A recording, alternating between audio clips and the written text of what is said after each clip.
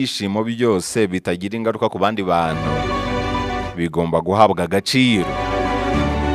Niba ikintu gitera ibyishimo umuntu runaka kandi icyo kintu kikaba nta wundi muntu kibangamiye, icyo kintu gikwiye guhabwa agaciro no kwemerwa. Aranavuga ngo ikibazo gikomeye kiri mu isi ni uko abaswa ndetse n'abafana aribo bigirira icyizere cyinshi cyane, mu gihe abanyabwenge n'abakinnyi buzuye gushidikanya gukomeye. Usanga abakinnyi buzuye gushidikanya, abafana aribo bifitiye icyizere cyane. Ugasanga abanyabwenge buzuye gushidikanya, abaswa bifitiye icyizere gihagije. Yaranavuze ngo niba igitekerezo gitandukanye n'icyawe kigutera uburakari, icyo ni ikimenyetso kigaragaza ko nta mpamvu ifatika yo gukomeza gutekereza nk'uko utekereza. Umuntu naguha igitekerezo ukumva gitandukanye n'icyawe kandi kikakurakaza, ni ikimenyetso kigaragaza ko ibyo utekereza atari byo. Yaranavuze ngo birashoboka ko abantu bavutse ari abaswa ariko batari injiji. Ku ruhande runini ubujiji bwazanywe n'amashuri, nuko Bertrand yatekerezaga. Yaranavuze ngo kwiyongera k'ubumenyi bisaba kwiyongera k'ubwenge. Aranavuga ngo ubwoba niyo soko nyamukuru y'imigenzo n'imizirizo yose mubona. Gutsinda ubwoba ni intangiriro y'ubwenge. Yanizeraga ko iyobokamana ryabayeho kubera ubwoba. Ubwoba bw'amayobera abantu bahuraga nayo, ubwoba bwo gutsindwa, ubwoba bw'urupfu. Ubwoba niwe mubyeyi w'ibintu byinshi cyane byagiye bivuka bishingiye ku miziririzo, bishingiye ku migenzo. Ubwoba nicyo kintu kibyihishe inyuma. Kuvuga iyo hatabaho ubwoba, ntabwo abantu baba barazanye iyobokamana. Iyobokamana ryavutse kubera ubwoba, ubwoba bw'urupfu cyane cyane, n'ubwoba bw'amayobera. Haso yaravuze ngo igihe wamaze winezeza ntabwo ari igihe cyatakaye. Aranavuga ngo ibintu by'ingenzi cyane mu buzima ntibipimirwa mu mitungo cyangwa amafaranga. Ibintu by'ingenzi cyane mu buzima si amazu, ubutaka cyangwa amamodoka, si amafaranga cyangwa ikindi kintu icyo ari cyo cyose cyasanishwa nayo. Ahubwo ibintu by'ingenzi cyane mu buzima ni ubushuti nyabwo, icyizere, impuhwe, ubuzima, urukundo n'ibindi byose bya nyabyo amafaranga adashobora kugura. Ibyandi bavuga ko ufite amafaranga wagura ibiribwa byiza ariko ntabwo wagura kuryoherwa. Wagura igitanda cyiza ariko ntiwagura ibitotsi. Wagura ahantu hatuje ariko ntiwagura amahoro. Wagura abantu bagususurutsa ariko ntabwo wagura ibyishimo. Wagura imiti ariko ntiwagura ubuzima. Wagura umuyaga ariko ntabwo wagura umwuka uhumeka. Ibintu by'ingenzi cyane kuri mwene muntu ntabwo bigurwa amafaranga. Umwuka uhumeka wawugura iki? Ko n'uwagufunga amazuru mu gihe cy'iminota 2 akakubuza guhumeka, yarangiza akakubwira ati tanga ibyo ufite byose tuguhe umwuka, tuguhe uburenganzira uhumeka. Ibyo ufite byose wabitanga. Umwuka uhumeka rero ntacyo wawunganya. Amahoro yo mu mutima ntacyo wayanganya. Ubuzima ntacyo wabugura. Urukundo rwa nyarwo ntabwo warugura. Ushobora gukurura umuntu mubana ukoresheje amafaranga, ariko biragoye ko umutima we waza kubw'amafaranga. Ushobora gutsindira umuntu runaka rwose mukanabana ukoresheje amafaranga, ariko umutima wibereye ahandi.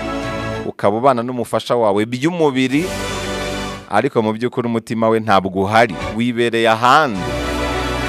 Wamukuruye ukoresheje amafaranga, ariko umutima we ntabwo wawuzana. Kubera ko urukundo rwa nyarwo ntabwo rugurwa amafaranga.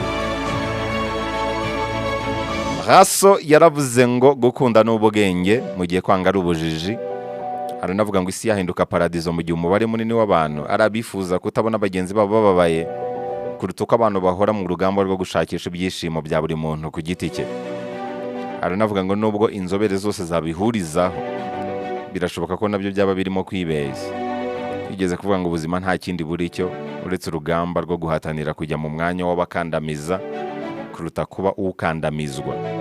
Kuri Haso, urugamba rwa benshi ni ukugira imbaraga zizabafasha kuva mu mwanya w'abakandamizwa bakajya mu bakandamiza, kuva mu bahohoterwa bakajya mu bahohotera. Niyo ntego nyamukuru ngo ya buri muntu. Bertrand yaravuze ngo kumwenyura bishobora kuba mu kanya nk'ako guhumbya, ariko urwibutso rwabyo rushobora kubaho ubuziraherezo. Kumwenyurira umuntu bishobora kubaho mu kanya nk'ako guhumbya, ariko ubikorewe akabigenderaho igihe cyose cy'ubuzima bwe. Aranavuga ngo siyanse ni icyo uzi, mu gihe filozofiya ari icyo utazi. Bertrand yaravuze ngo kuki usubiramo amakosa ashaje kandi hari amakosa menshi mashya wakora. Iyo uhora usubiramo ikosa rimwe, iryo ntiriba rikiri ikosa, uba warabigize amahitamo. Kora ku buryo nunakora ikosa rizajya riba ari ikosa rishya. Yaranavuze ngo nta kintu gikomeye cyagezweho hatabayeho guhozaho ku murimo. Byandi bavuga ngo igitonyanga gitobora ibuye atari imbaraga gikoresheje, ahubwo ari uguhozaho. Guhozaho rero ni urufunguzo rwa byose. Bertrand yaravuze ngo idini ryanjye ni iryo gukora icyiza, nkakora ibyo nsabwa byose, nkakora inshingano zanjye zose neza, kandi nkabikora ntategereje igihembo, yaba icyo mu isi cyangwa icya nyuma y'ubu buzima. Yaranavuze ngo urukundo ni igiti gifite imizi mu isi, ariko amashami yacyo akagera mu ijuru. Raso yaravuze ngo gusinda ni ukwiyahura by'agateganyo. Ubusinzi ni ukwiyahura by'igihe gito.